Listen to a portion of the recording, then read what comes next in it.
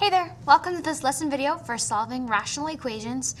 These are really cool. They're how we can connect rationals to real life. So let's get this solving out of the way so we can get to cool problems. So the first thing, we've got this equation, maybe, there it is, okay. First thing, this should look really familiar to our adding and subtracting rational expressions, except we've got an equal sign instead of a plus or minus sign. But these first few steps, I treat it as if I were just adding or subtracting. So the rule is that you are to first factor your denominators. This x squared minus 16, remember it's one of those special x puzzles with a 0 at the bottom, where it'd be x plus 4, x minus 4. Okay? Now it's really important to factor first, so that way you're comparing apples to apples. Now these things look somewhat similar or comparable, okay? So then I go along each fraction and I talk about, well, what does it need to pick up so that all the denominators are the same? So I think this middle fraction needs to pick up an x minus 4. And I think this last fraction needs to pick up an x plus 4.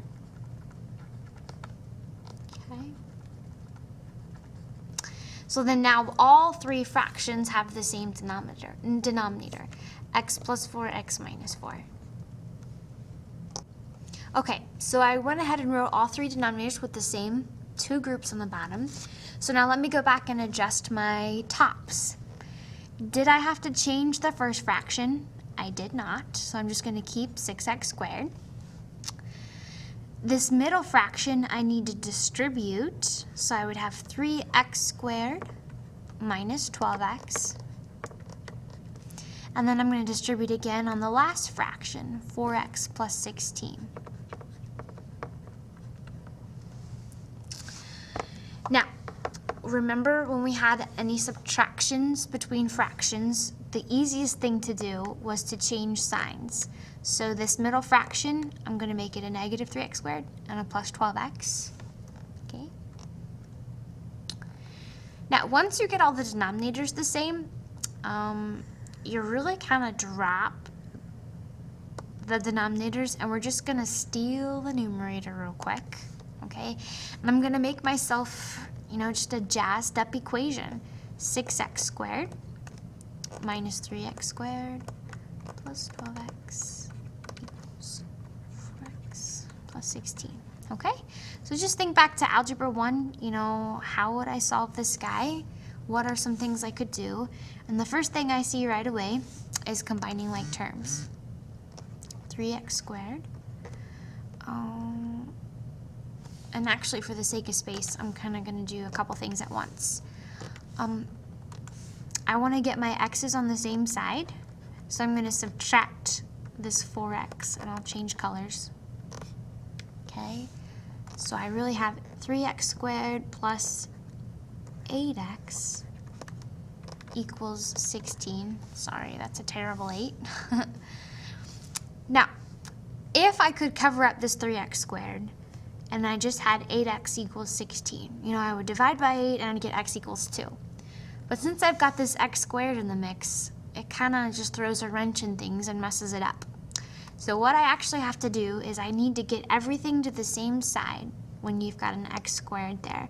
So I'm going to subtract 16, and so then I'll have 3x squared plus 8x minus 16 will equal 0, okay, because everything is gone now on that right side. So let me come over to this side of the screen, and let's focus on what we're going to do with this. 3x squared plus 8x minus 16 equals 0. We could try factoring. We could try the quadratic formula. I think I'm going to try divide and slide since there's that 3 there. And let's see if this guy will factor. Okay? So remember, we multiply those, so I end up with x squared plus 8x minus 48 equals 0. And I want to try to factor that trinomial, and I can do that with an x puzzle. What two numbers multiply to negative 48?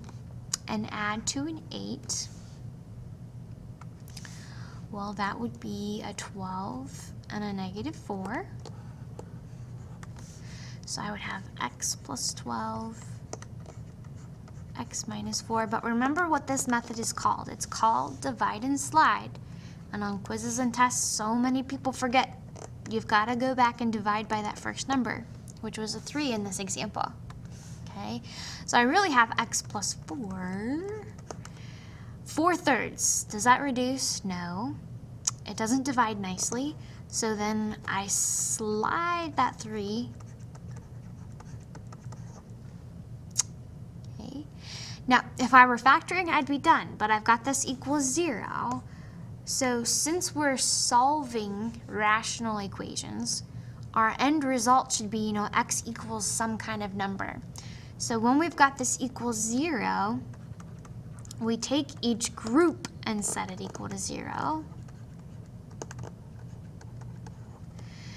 So here, I would subtract 4. So x would equal a negative 4. Or I would add 3, so 3x would equal 4, and then divide by 3, so I get a fraction, 4/3. And please give me fractions instead of decimals. Okay, but now, something we didn't really talk about the directions. It says check for extraneous solutions. Now, what does that mean?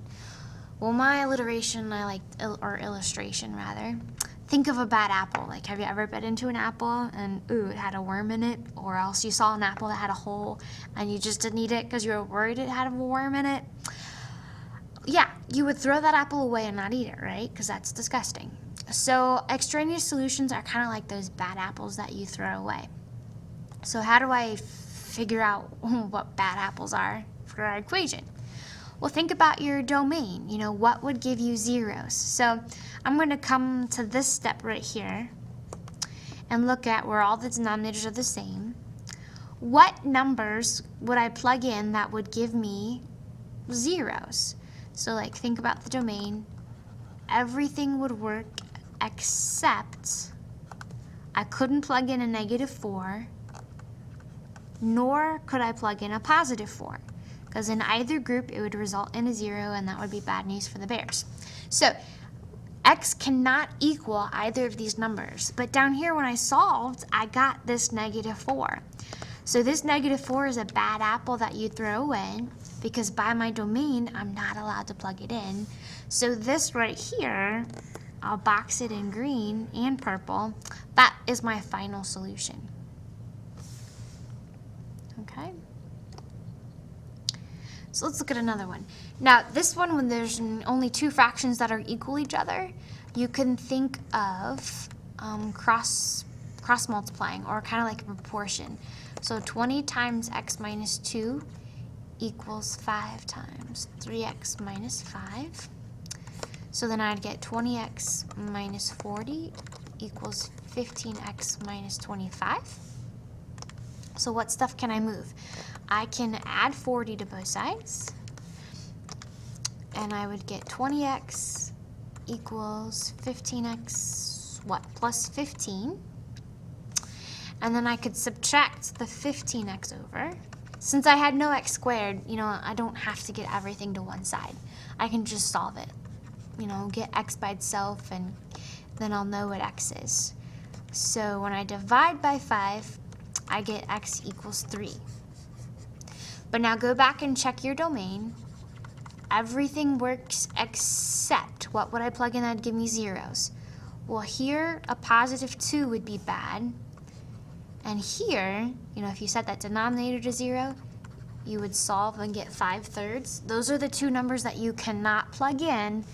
So since I'm clear of those numbers, I can keep my solution x equals 3. Now this one, looking at my denominators, thinking about what each fraction needs to pick up, looks like the first fraction needs a 3, the middle fraction needs to pick up an x, and the last fraction, they need to pick up 3's. So that way, everybody has 3x on the bottom. Okay, so the new tops, 24, 11x, and negative 42. Okay, so then I'm just going to steal the numerators. Oh, that's a terrible circle. And get myself a little equation going. And so I could simply just subtract 24. And 11x would equal negative 66. Divide by 11. X would equal a negative 6. Okay, but check my bad apples. So here, what could I plug in for x that would make it 0? Well, everything would work except a 0, because 3 times 0 would be 0, and that'd be bad. So since I did not get a 0, I can keep my solution. So we got one more example here, and I was nice, I factored it for you already, but we've got this whole number in the middle. So I want all of them to be fractions, so just put a 1 in the denominator. And then talk about, what each fraction needs to pick up. And I think I'm going to write it out because I need more room. This first fraction needs to pick up an x minus 4. So do that top and bottom. That middle fraction, holy smokes, it needs to pick up both x plus 3, x minus 4. X plus 3, x minus 4. And then the last fraction needs to pick up, well, nothing. Oh, why did I do black? Oh, well.